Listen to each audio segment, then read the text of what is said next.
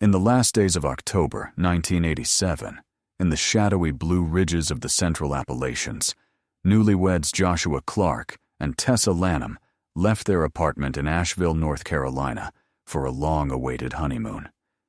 They were seeking solitude, a break from the relentless churn of city life. For 5 days, they were to be alone in a rustic, wood-smoke-scented cabin, deep in the folds of the ancient mountains, far from phone calls, television, or even a reliable road. The cabin, perched on a ledge 5 miles from the nearest unmarked gravel track, was owned by a retired park warden, Benjamin Croft. All it had was a spring, a fireplace, and a battered wind-up radio meant for weather alerts. Croft only accepted guests willing to sign a waiver no cell service, no electricity, and absolutely no promises. Joshua, a 29-year-old high school history teacher, had always felt more at home among maples and pines than at faculty meetings.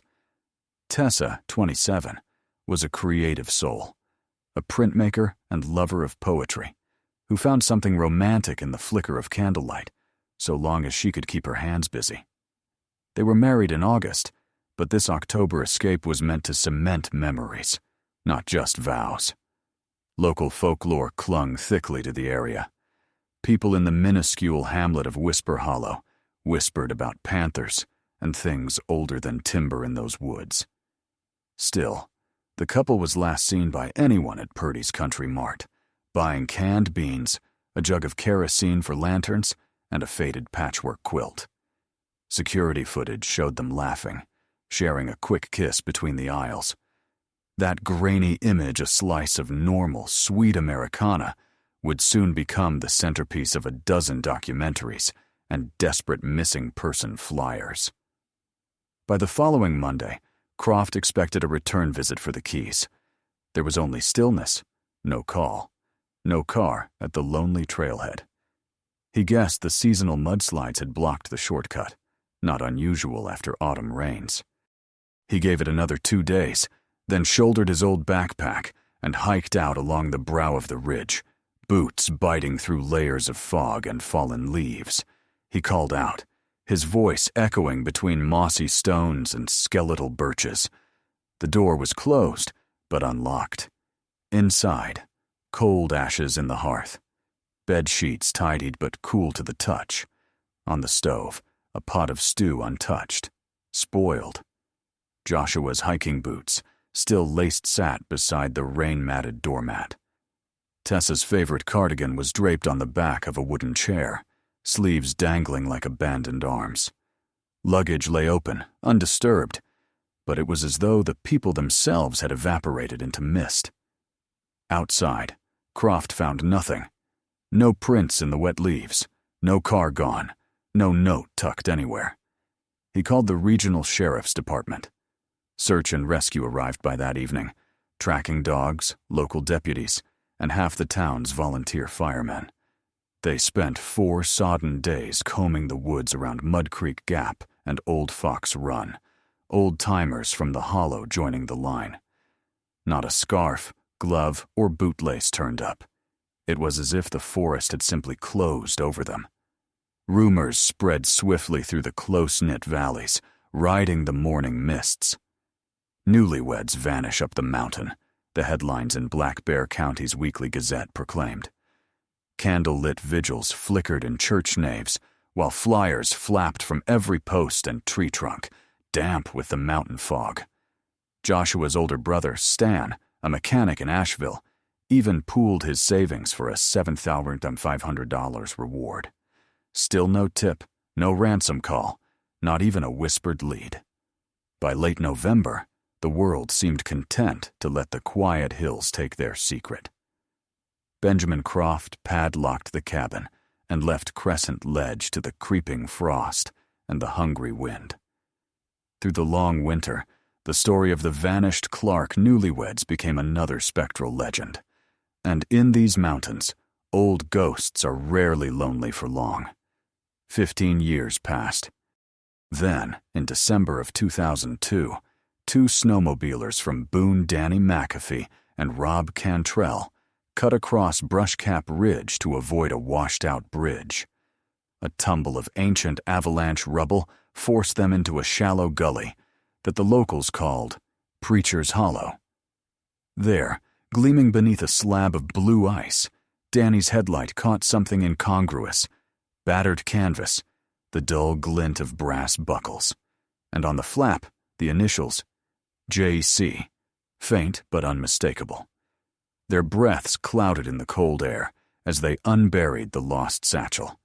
Inside, a warped compass, a rusted thermos, a hand-drawn topographic map annotated in Joshua's meticulous script, and several pages from a journal moldy but partially legible. One entry pinned them to the year, November when 87, thicker fog than expected. Cabin creaks. Tessa thinks she hears singing at night, tells me the wind here is full of voices. Rob's stomach twisted. He remembered the story from TV. The young couple who'd ghosted up in the hollows, never to be seen again. They marked their GPS and rode straight to the nearest ranger's cabin. A fresh search, this time led by Sheriff Helen Marks, now a seasoned, silver-haired veteran who still remembered the chill of the old case file began. Teams came from 3 counties and the state crime lab. Now, they had more than old rumors. They had a place to dig. And within days, near the satchel's resting place, they unearthed more. A scrap of wool, faded crimson and unraveling, just where the avalanche had sheared through the gully. Later, a woman's hiking boot, still laced, still upright, but filling with snow instead of purpose. Each find was carefully bagged and tagged, but the bodies themselves remained elusive, swallowed by snow and memory. The mystery felt deeper than before. Items found not together, but scattered, almost deliberately misplaced. Scent dogs lost the trail. Radar scans showed odd disturbances beneath layers of packed ice and scree-knot natural disorder, but the suggestion of something, someone, arranging the aftermath. Sheriff Marks wondered, aloud and in her diary, if the couple had ever left the woods at all, or if perhaps something else had entered their solitude beside the mountain wind.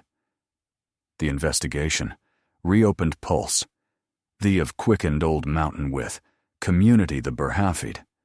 Fears Mark's sheriff burdened, now by years of over, questions or P unanswered what was left of Joshua's The Journal. Entries more were frantic, anxious, as the dwind days led. November 3rd, T. Wokesa me. Footsteps heard in the leaves outside, not ours. She's convinced someone is watching us from the woods. I couldn't see a thing. Her told it's just coyotes or raccoons, but watched the tree line for an hour after she fell asleep. November 5th. Restless night. Tessa says she hears singing outside, too soft, almost like it rides the fog. Her hands keep shaking. She knocked over her tea. The lantern went out twice, but's no there. Wind item starting feel it too. Something. Off-tried. Joking to the lightened mood, but she only stared at the window. These words wormed under Sheriff's Marks. Its skin felt more than ever, like she was unearthing a wound the community had never let heal. She called in a forensic anthropologist from the University of Tennessee along a highly trained dog team out of Roanoke. They picked over Preacher's Hollow, slew through it, and biting wind. Method Andical scent, Emmental, on the 7th morning. A thin fractured piece of human-turned bone up beneath a mossy boulder. And nearby, a silver necklace, its heart-shaped engraved pendant with Tessa in looping script. Something had disturbed Marks even more than these. Findings placement the. Of each item, the satchel, the sweater, scrap bone the, and now the necklace, none found together. In none a place an avalanche flood, or would toss them. It was as though someone had. The investigation, the story, in earth, the arranged, fixing very, Each peace team began to whisper its own superstitions. If what the Clarke Hades never left Preacher's Hollow? What if something? Until the weighted someone ridge. Sealed fog. They were quietly there into brittle and slipped records. Forestined old then through Sheriff Doug and Marks. Lester. Had have appeared he named Solitude Onid, to term briefly. Yellow Fall service in worked, as trail a seasonal 1987 R. Lokivinals, a remembered him lawn. The Kepter, Arden, and erst old trailer ream in deep the woods, let go after a string of mysterious absences and cryptic reports. Riven had checked in only once after the Clarks arrived through October 30th, 1987. The logbook entry read, East cleared trail, waterline checked. Then nothing. No forwarding address. No family. No mention in any records after 198. 8 when the search team the swept spot where Riven's camp had been, they discovered only red char tin, a knife with the initials LR, A and cedar-lined chest stashed with hand-drawn maps. Crescent Ledge was Cirque Red, Scatterdill the Widow, Bluff Heart, Devilback More Realization Map, Sites, Gap Stack across Agalda. On As Other, Shore Cabins Dawn-marked Private Sheriff, were with thick pencil though those as mark slid isolated in isolated named mountains, were traced, these of chosen by Vanish, wanted for Hue its two. Each own. Each with silence secluded each story. People while this, the Clarks turned disappearance from an isolated tragedy into something more chilling, a disturbing pattern. And the people of Whisper Hollow, for the first time since the search began, wondered if their stories about Mountain didn't ghosts at point to the restless dead at all, but rather to the living and something darker far, hiding beneath the ancient whispering trees. The press descended on Whisper Hollow like autumn crows. Satellite vans pressed up muddy roads, and TV anchors with slicked hair tried capturing the foggy woods on film. Every story came back to the same unlikely thread. Lester Riven. But finding him, or even proof of his fate, seemed as impossible as untangling the knotted mountain laurel. For Sheriff Marks and her growing task force, the investigation entered a fever pitch. Teams traversed the mountains, following every old trail and Riven's private map annotations. At Widow's Vale, an abandoned hunting shack perched above a wind-carved gorge, they found more eerie evidence, scraps of a faded flannel shirt, empty cans dated to the late 80s, and pushed deep under loose floorboards, a Polaroid photograph. The picture was sun-faded, but unmistakable. It showed Joshua and Tessa standing before Crescent Ledge's stone fireplace, arms around each other, eyes dazed and wide-taken, days after they should have disappeared, if the timestamp on the back was to be believed. In the photo's background, reflected in the cracked cabin window, was a shape, slightly out of focus, dressed in dark clothes, broad-shouldered, with an indistinct face. Sheriff Marks studied the reflection long into the cold night, knowing what she feared. The photographer wasn't either of the Clarks. Meanwhile, DNA from the necklace and the fragment of bone brought answers at last. Tessa Lanham. Clarke had died out there, years ago, a match to distant relatives in Kentucky. But no trace of Joshua. Forensic analysts noted the disturbing arrangement of all recovered items. Avalanche or no, the distribution defied chaos. It was as if their story, place by place, artifact by artifact, was being carefully staged for discovery, not concealed forever. Fresh fire swept through the local imagination. The story, once a half-remembered cautionary tale, now took on sharper edges. There's a hunter in these woods, someone who chooses the lost and writes his own legends in bones and Polaroids. Determined to turn legend into justice, Sheriff Marks turned to the community's long memory. She spoke to old-timers who recalled hushed rumors from decades before. women who vanished on secluded getaways, older couples whose cabins were found undisturbed, but whose owners never returned, a preacher's daughter who ran off one November and whose scarf deep red, like Tessa's, was found snagged on a bramble, no further sign ever traced. Comparing records, the task force uncovered a chilling pattern. Every 6 or 7 years, always in autumn, always a couple, always deep in the most remote reaches. Each was marked by a single, strange detail, a piece of personal jewelry, a diary page, or a lone photograph, left just where heartbreak would linger longest. It wasn't accident, nor was it nature. And on the back of every found photograph, sometimes invisible until brushed with graphite dust, was a symbol, 2 lines crossed inside a circle. The hunter's mark, a signature, or a secret memorial for the ones who disappeared.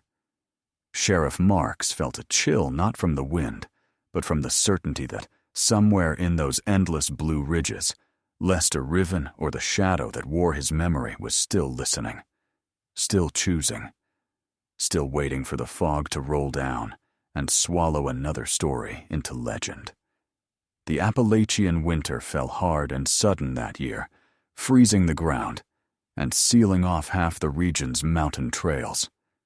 But Sheriff Marks and her team pressed on, determined that cold would finally give up its secrets. With every lead, they mapped a chilling constellation of disappearances. Families on camping trips, eloping sweethearts, old friends seeking solace in the deep wild. The FBI soon joined, dispatching Special Agent Creed Walker, a profiler who made his reputation catching predators who thrived in silence and distance. Walker set up in a borrowed ranger station, converting the walls into a shrine of evidence. Photographs, maps, twisted lengths of red yarn for every link between the vanished and the hidden cabins. When he finished, the map gleamed with a pattern, every incident circling a rough crescent around Preacher's Hollow, always within walking distance of the oldest trails, always when nights were long and the woods were emptiest. "There's a method here," Walker told Marks one storm-thick evening. "Your Lester Riven isn't a drifter. He's a curator. He collects the ghosts that the mountain gives him, and he puts them on display." Back at the forensics lab, analysis of graphite symbols found on the photographs yielded more. The circle and cross weren't random. They matched a mark carved into the beams of Crescent Ledge's cabin, and, more disturbingly, into the bark of a sycamore behind the widow's veil shack. The symbol dated from before Riven's employment, perhaps stretching back another generation. The implication shook the sheriff. "He's not just a man," she whispered to herself, staring at the expanding web. "He's a tradition." A wintry week later, an old hiker's discovery near Devilback Gap brought new blood to the case. Deep in a collapsed root cellar, sheltered from decades of storms, was a trove. Dozens of personal items, some barely rusted, others nearly consumed by mold watches, wedding rings, snapshots, even a woman's faded hiking boot from the 1970s. All laid with dark, reverent care within a woven nest of mountain laurel. Pinned at the center was another Polaroid this time, a young couple unseen in any previous file, wide-eyed and pale, staring not at the photographer, but just past his shoulder, as if caught off guard by the sudden cold. Sheriff Marks and Agent Walker counted the relics, 22 separate pairs, spanning almost 50 years, too many to be chance. A realization settled over the task force. They were not just searching for Lester Riven, but for the pattern itself, a ritual made flesh by one man after another, passed down like an evil inheritance, its symbol haunting the darkest corners of the hollows. But with every artifact, every photograph, and every chilling revelation, the weight of time pressed harder. The hunter's legend was growing, but so was the sense that he, or those before him, were always one winding trail ahead, vanishing into the rhododendron whenever the world drew close. It wasn't just a matter of catching a killer now, but of finally breaking an Appalachian curse older than any single name.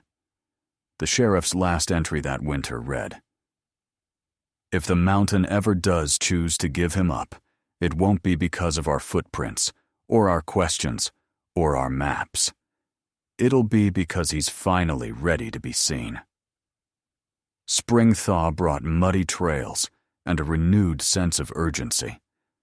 The media's spotlight dimmed, but for Sheriff Marks and Agent Walker, obsession only deepened.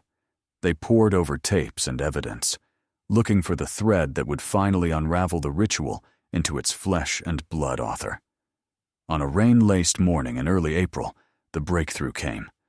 A retired ranger, Amos Hardy, visited the task force. He brought with him an old field log from the 1970s, rescued from a collapsing barn. Inside were faded notes about a peculiar incident. 1972. Autumn found abandoned campsite near Devilback Gap. 2 sets of men's boots by the fire ring, but only one path leading away. Nearby, circle cross symbol carved into the largest pine. Another note, penned 5 years later. 1977. Halloween hunters report distant singing in the fog up by Widow's Vale. Unnerved, left early. Later that night, found a strand of red yarn tied to the trek marker. Same mark as before, in the dust.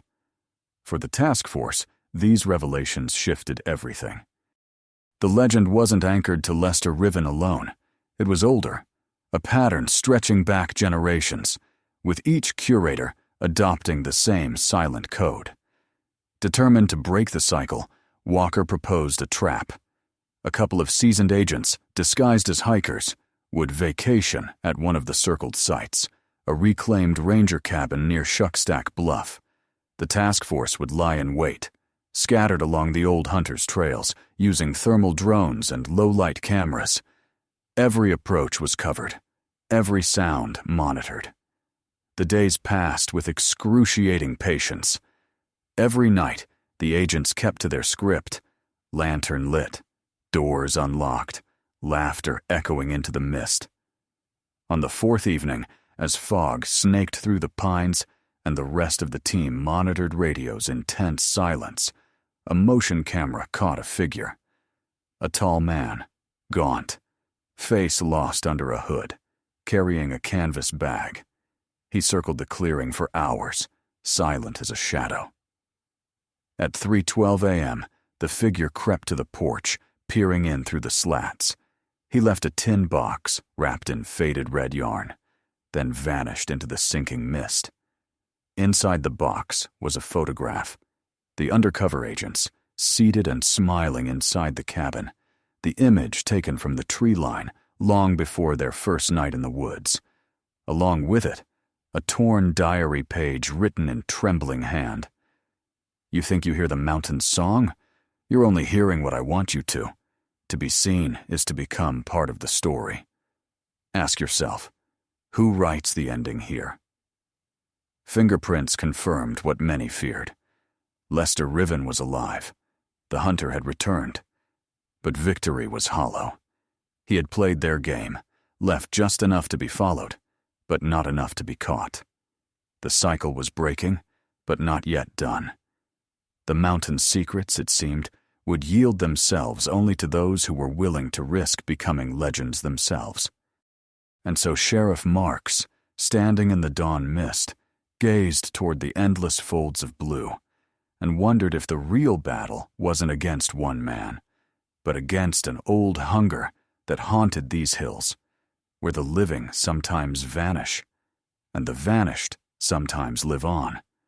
Summer came, the rhododendrons bloomed, and the story of the Whisper Hollow hunter drifted into myth for most. But not for Sheriff Marks. For her, each blue-shadowed evening meant another round of unanswered questions and a persistent sense that the real end still waited, somewhere just beyond the next ridge. One evening in July, an anonymous envelope arrived at the sheriff's office. No return address, only her name, scrawled in dense, slanting script. Inside were 2 photographs. The first, old and sun-washed, a woman and a child at a campfire, smiling, their faces faded by decades of sun. In the background, the unmistakable symbol circle and cross etched into the bark behind them. The second photo was recent. It showed Sheriff Marks herself, caught candid at the memorial clearing for Tessa and Joshua Clarke, her features marked by exhaustion and resolve. On the back, written in trembling pencil, "Stories don't end, Sheriff. They wait. I am here as long as you listen." That night, she stared at the photos, thoughts circling back across every case, every pattern, every ghost that followed a crooked mountain trail. The truth that settled in her bones was older than horror, older than legend. The cycle could be broken, but only if someone refused to keep repeating it. At dawn, Marks returned to Crescent Ledge one last time. The cabin stood silent, sunbeams painting long shadows across the floor. The air held the smell of old smoke and moss. At the edge of the fire pit, she found a final sign one never recorded in any file or photograph: a sprig of blooming rhododendron, lashed with red yarn, tucked into a circle of small stones. For the first time in 30 years, Sheriff Marks didn't call for backup or collect evidence. Instead, she sat quietly on the weathered step and listened to the wind, to the morning doves, to the soft rush of leaves. There were no answers, only the choice to let some stories close and to step outside the cycle. In the years that followed, the legend faded, but never quite vanished. Hikers still pause at certain bends in the trail, sensing eyes in the green gloom. Campers still tell tales by firelight of red yarn and vanished lovers, of symbols carved in old wood. But Sheriff Helen Marks, now a quiet name in local history, had done what none before her could. She ended the story not with a bullet or a name, but with the courage to stop chasing what the mountains would never give. And far above, in the endless folds of the Appalachians, the wind carried only the mountain's own song, a song no hunter and no ghost could twist again.